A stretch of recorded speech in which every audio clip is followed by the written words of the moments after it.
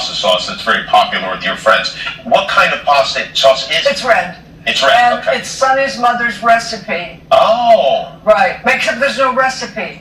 There's just handed down. I see. Like I throw, olive oil and garlic and onions, and I'm on my way. Did you ever make it with Sonny's mother? No. No, because it would never be good enough for Sonny's I mother, would right? never make it. Son made it great, and so he handed it down to me. I see. And have you taught it to others? No. You have not. Okay.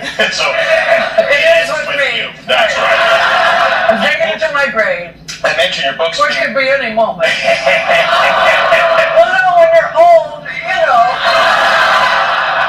Your book's been #1 on the New York Times bestseller list for 6 weeks in a row. That's a lot of weeks. I know. Does that surprise you? Oh, God, yes. It does. Yeah. One of the things I think about sometimes when I think about maybe I should write a book is that I will have no stories left to tell people at dinner. No, I've got a volume 2. You got volume 2 Yeah. now. And that's coming out in November, right? Right. I just couldn't.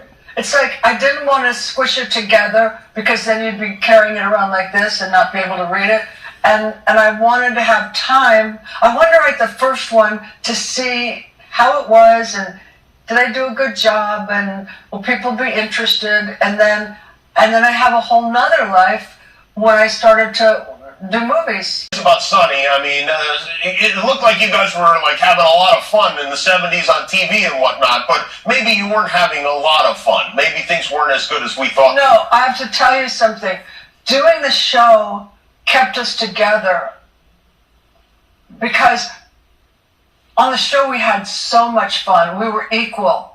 That was, I loved it. We loved it. We worked so well together. We had so much fun. And it really kept us closer longer than I really wanted.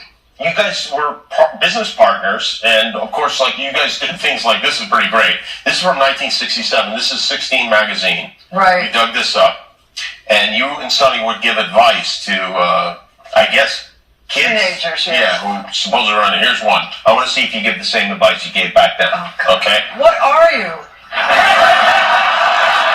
Old. I like a boy who is in my class, and he seems to like me, but sometimes he teases me.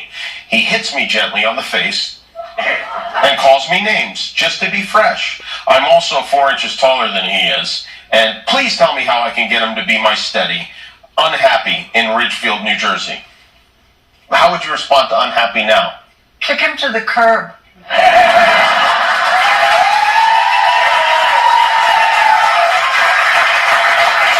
Dear unhappy. Oh, God. As I've said here many times before, if a boy teases you, it's a sure sign that he digs you.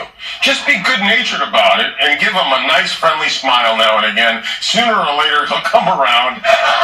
As for being 4 inches taller, well, Nah. most girls are taller than boys nowadays. I'm taller than Sonny, and he couldn't care less. In fact, he digs me in boots with medium-high heels. Hang in there, keep trying, and you won't be unhappy for long. Come on, girls. We know that's not true.